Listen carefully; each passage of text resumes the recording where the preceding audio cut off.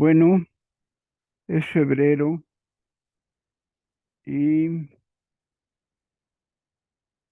quiero pedirles de favor a todos ustedes que por favor compren este libro. Editorial Viceversa. El número es segunda edición. Se nos olvidó ponerle ampliada, no tanto corregida, pero sí ampliada. La primera edición se agotó más o menos rápido en 1979. Sale el libro, dice como fecha de terminación de la edición o de la impresión el 14 de diciembre de 1978. Podríamos pensar de diciembre a diciembre porque salió en este diciembre del 2021 y contabilizar las fechas a partir de ahí, pero en los dos casos creo que empezó a vender al año siguiente. Entonces, gracias a una beca que me otorgó un antropólogo muy querido, muy famoso, es probablemente que ahora digamos que olvidado, Ricardo Pozas Arciniega. Hizo un convenio con la compañía de luz y con el Sindicato Mexicano de Electricistas para que estudiantes de la facultad hiciéramos eh, la historia, investigáramos sobre la historia de la compañía y la historia del sindicato. Fuimos 12 alumnos. A mí me tocó este periodo. Las historias fueron divididas por por periodos, y a mí me tocó el surgimiento. 1914, 1917, 3 años es el surgimiento solamente. No, por los acontecimientos, efectivamente fue un buen periodo. Se pudo haber hecho un periodo de, podríamos decir, de 10 años, pero dado los acontecimientos como fueron las cosas, estuvo muy bien seleccionado y pues fue al azar propiamente. Eh, Vamos al caso. Trata, por supuesto, es una investigación rigurosa, seria. Se convirtió en mi tesis para titularme de sociólogo y con el primer punto claro y señalado que debemos reconocer, incluso reconocer en toda la historia del movimiento obrero. Es, para mi fortuna, y no sé cuántos lo hayan sabido, el único sindicato que desde los inicios dejó constancia de los sucesos, de lo que estaba haciendo. Tiene sus libros de actas de asambleas. Bueno, en el momento en que yo me dediqué hasta los años 80 propiamente, los 90, el único sindicato que tiene los libros de actas de sus asambleas, de todas ellas. Espero yo que en esta etapa nueva de resistencia, cuando liquidaron Compañía de Luz, mantengan esa sintonía con dejar los hechos históricos, los que son los verdaderos hechos históricos, como archivos. Su revista Lux, de 28 años, creo que se mantiene, pero habría que checar si se mantiene todo en archivos y que se pueda consultar. Yo traté solo 3 libros, precisamente de 1914 a 1900. Fue el eje estructural, el sistema nervioso central que me permite a mí contar reconstruir, bueno, mostrar, construir, pues, no reconstruí nada, simplemente atuve como eje central, como esquema fundamental, lo que cada 8 días redactaban en sus libros de actas fundamentales. La otra parte, como dicen, fui alimentándola, fui dándole cuerpo con periódicos de la época, estuve en la Hemeroteca Nacional trabajando con algunos archivos del Archivo General de la Nación, algunos, no, ahí no fui tan sistemático con los periódicos, con los libros, para darme una orientación. Poco, y ese es el segundo punto, poco o casi nada se ha escrito sobre los electricistas de este momento. Entonces encontré una beta original, preciosa, agradable, te da gusto estudiar la historia. Tercer punto, descubro, y aquí está en este libro, que la Casa del Obrero, bueno, todo el mundo lo sabemos, pero nadie lo dice. La Casa del Obrero Mundial dejó de ser anarquista. El 8 de febrero de 1915 hace un pacto, eso es lo que todos sabemos, con las fuerzas carrancistas, con el propio Carranza. Se negocia, le van a permitir que haga propaganda y funde Casas del Obrero Mundial en el área de influencia de los carrancistas. Pero ese pacto hace que el anarquismo de todos ellos muera. Ya no tiene sentido, a partir de febrero del 15, llamarles anarquistas.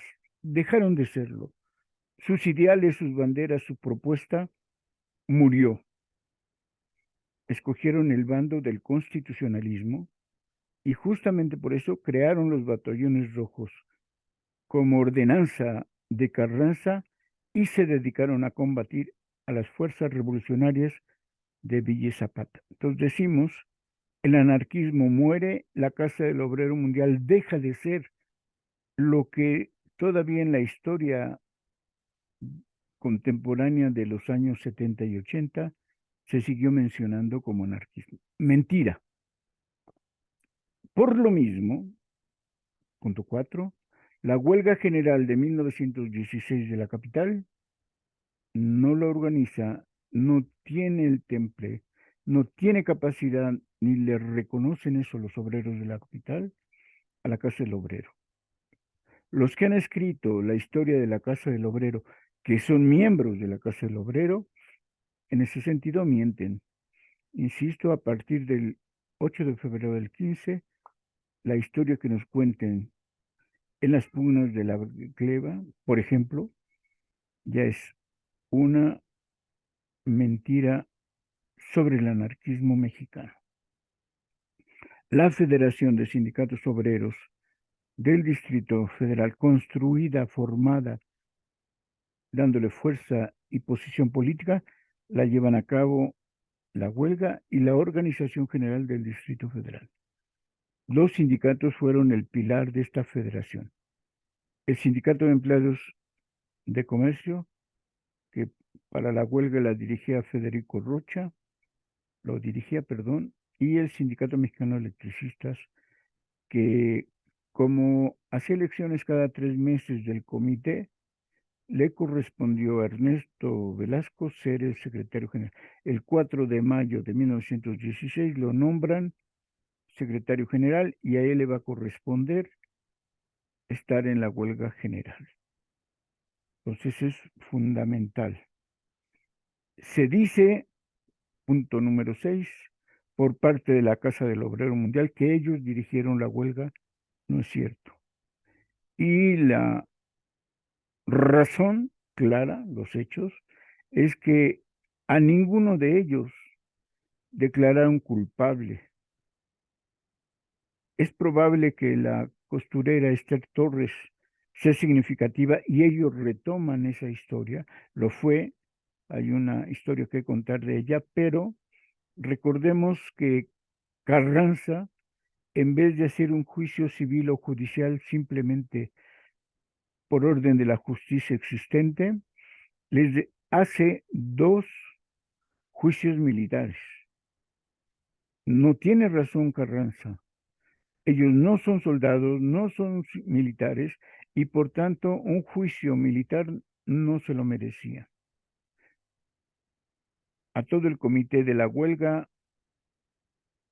el comité organizador, lo detiene, los juzgan dos veces y al único que encuentran culpable por cómplice en la acción de la huelga es Ernesto Velasco. Es curioso, enjuiciaron a todos, 12 personas, y al único culpable es Ernesto Velasco, el secretario general del Sindicato Mexicano Electricista, el único sindicato que podía paralizar toda la ciudad porque para ese momento ya la electricidad era precisa, fundamental, esencial en la mayoría de las fábricas y comercios y bancos de la Ciudad de México.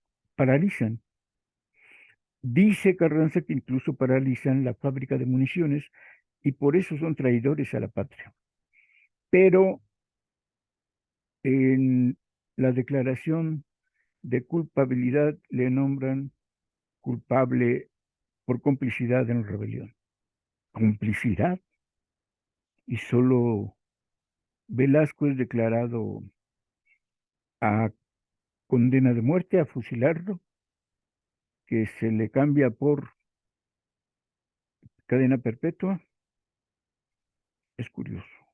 Bueno, hay durante 1915 y antes de la huelga general 6 huelgas en la capital, porque el sindicato estuvo integrado desde el 14 de diciembre por telefonistas, telegrafistas y electricistas. Y descubrí recientemente, aquí todavía no lo había descubierto, que una fábrica de productos químicos también fue parte del sindicato. Ingenieros químicos, trabajadores químicos fueron del mismo. Entonces resalta que el 14 de diciembre, cuando es su primera asamblea general de organización, están 300 trabajadores, donde la mayoría son telefonistas y telegrafistas, no son electricistas. Poco a poco fue creciendo. Séptimo punto. En enero de 1915, es decir, a un mes tan solo de haberse organizado, declaran peticiones similares, fuertes, básicas para el sindicalismo, para los trabajadores, nada menos que emplazando a huelga a las 3 grandes empresas extranjeras transnacionales, yo les diría imperialistas. Eso no se usaba todavía en el lenguaje en México, pero eran 3 empresas imperialistas: the Mexican Iron Power Company, the Telephone Mexican and Telegraph, y la Telefónica Ericsson. En la Compañía Mexicana de Luz y Fuerza Motriz se declara la huelga, inmediatamente entran a negociaciones de un pliego de 10 demandas en un documento que le llamaron memorial. Se satisfacen la mayoría. 7 de los puntos son satisfechos, se levanta la huelga. ¿No? No reconocen al sindicato, fue uno de los puntos, y no quisieron desaparecer la policía interna que tenía la empresa. Seguramente todas las empresas, dado el tiempo del porfiriato, tenían policías internas que hacían de las suyas con todos los trabajos, impidiendo esas reuniones maliciosas, subversivas, para tener un sindicato. Bueno, en Compañía de Luz se resuelven todas las demandas. En la Compañía Telefónica y Telegráfica Mexicana sucede algo inusitado. Bueno, ya había un antecedente. Los tranviarios se habían dedicado en huelga, planteando sus demandas en octubre del 14, y los carrancistas Obregón envía al doctor Atl, que va a ser como su secretario de trabajo, y el doctor Atl incauta a la compañía de tranvías, que a su vez, cosa curiosa, es hermana del consorcio de compañía de luz. Entonces, Tranviarios se declara en huelga, el doctor Atl interviene, nombra un interventor, un general, para que esté a cargo de la empresa y las negociaciones continúan, pero que no se suspende el servicio de los tranvías eléctricos. Justo es lo que pasa con la telefónica y telegráfica.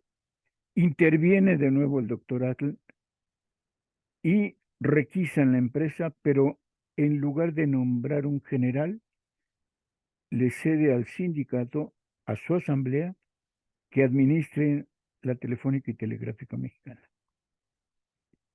Es raro. Una primera empresa administrada por obreros. Y lo hacen. En su asamblea van a nombrar a Luis N. Morones, el gerente general del ESME en la telefónica.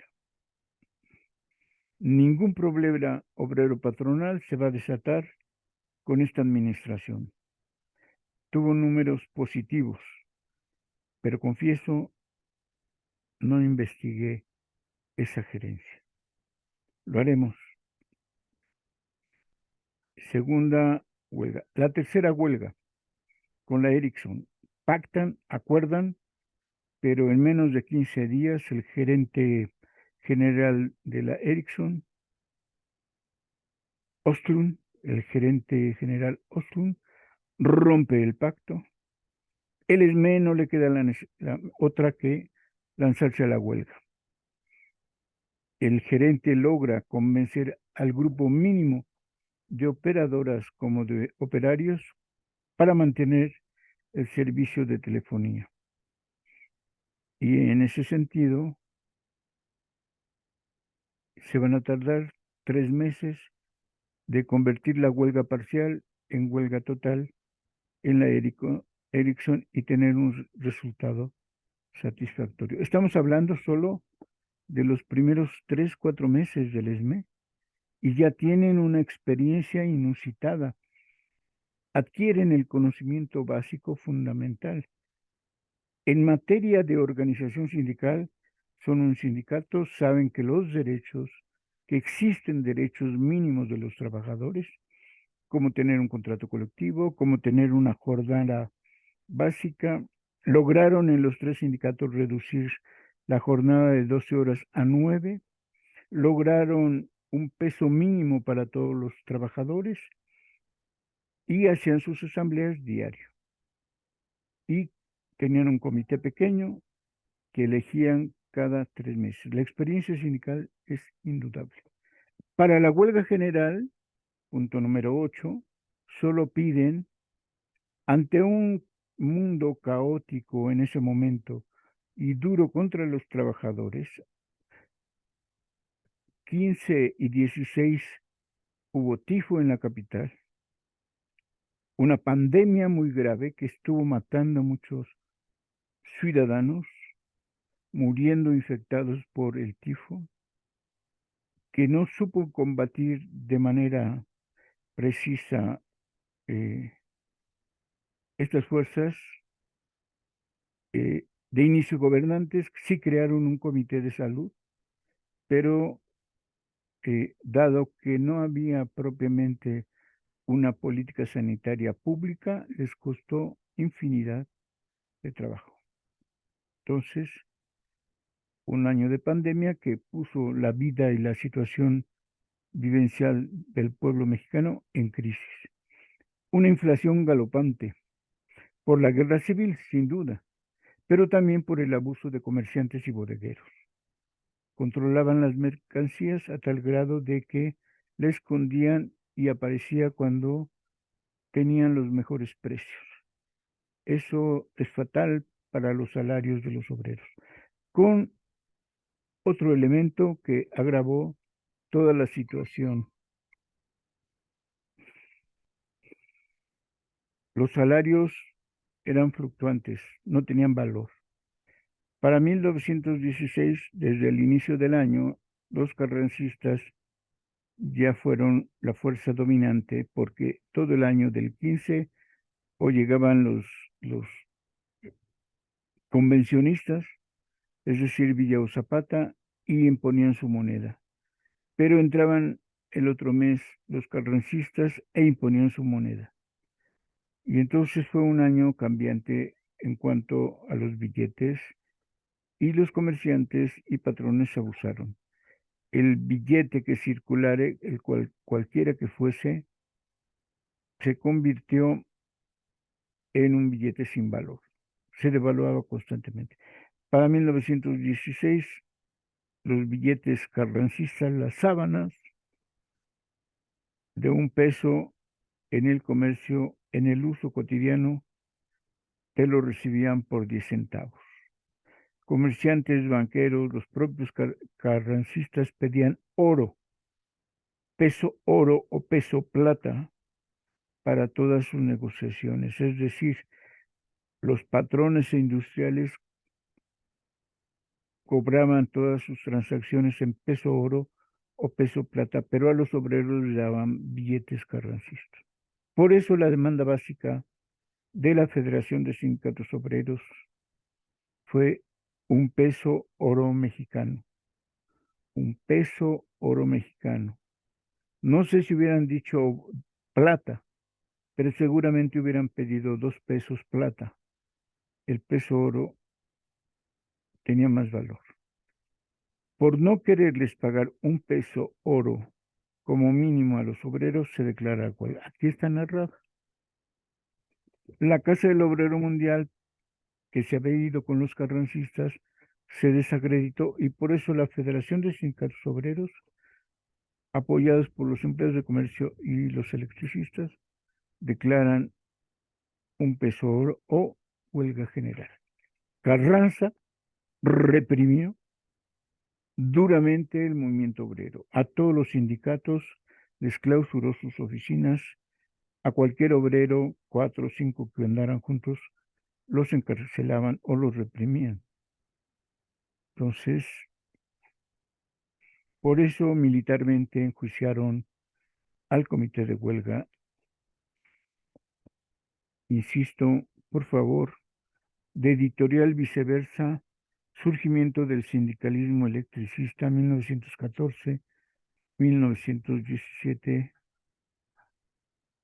Cómprenlo. Estamos a tiempo. Cualquier fecha festiva, cumpleaños, lo que venga, será un buen regalo. Gracias, nos vemos. Hasta la próxima.